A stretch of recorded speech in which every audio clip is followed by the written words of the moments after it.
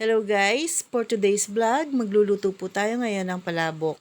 Nagluto po tayo ngayon ng tinapadyan muna, nagprito at naglaga na tayo ng pansit na pangpalabok. Ayan yung malalaki po. At sinabay na rin po natin ang itlog para tipid po tayo sa gas.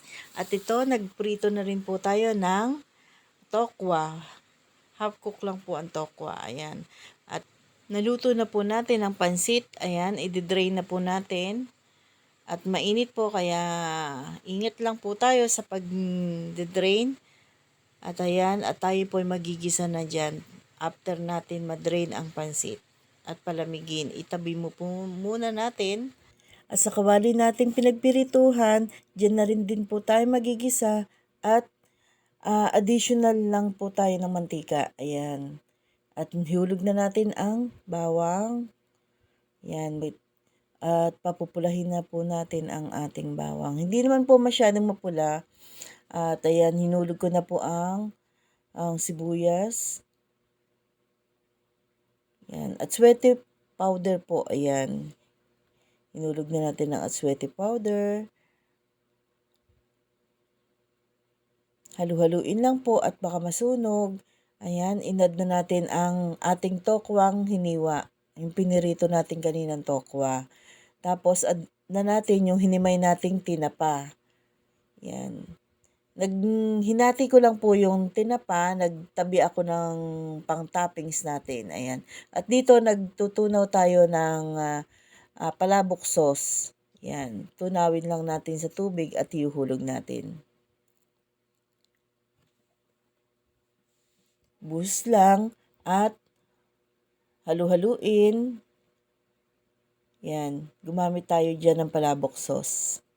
Pampalasa din yan. At saka ang shrimp cubes. Huwag natin kakalimutan ng shrimp cubes. Ayan. Tubigan na po natin. At haluin.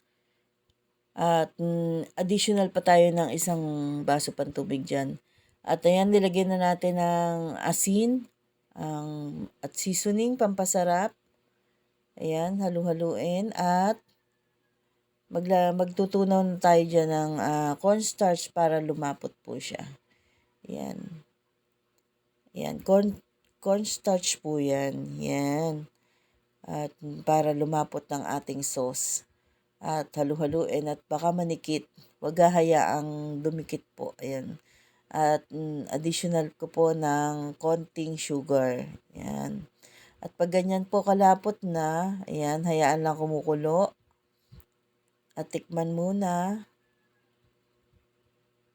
kung malasa na po. At kung tama na po ang timpla, at saka natin iuhulog ang nilaga nating pansit palabok. Ayan.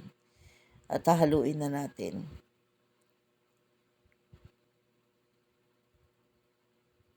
Ayan, hinalo na natin. Kailangan ng 2 kamay para papaghalo para mahalong mabuti ang ating pansit at makot lahat ng sauce yung mga pansit. Ayan. Yan guys, maluluto na po. Masarap po yan. At ako'y nagkikrave talaga sa pansit palabok dahil namimiss ko na siya. Yan, kaya nagustuhan ko po siyang lutuin at madali lang at hindi tayo gumamit ng karne dyan. At ang ginagamit lang natin ay toko at tinapa. Ayan. Ayan, at nakaluto na. Lalagyan na natin ng toppings. Ayan, yung tinira natin kaninang tinapa. Ayan. At saka onion leeks or ring onion. Ayan. Nalagyan natin. Ayan. Masarap, marami din yan. Ako gusto ko kasi maraming onion ring. Ayan, toppings na tayo ng nilagang itlog. Ayan, slice natin. Ayan, pagkalagay natin ng itlog dyan na nilaga, nilagay natin yung tokwa at nilagyan pa natin ng fried bawang. Ayan, di ko na napakita yung fried bawang kasi nagkulang na tayo ng time. At hanggang dito na lang po ang aking video. Ayan, maraming salamat po. Kain na po tayo ng aking palabok na niluto. Ayan, at overload ang toppings ng ating palabok. Ganito na lang. Bye-bye!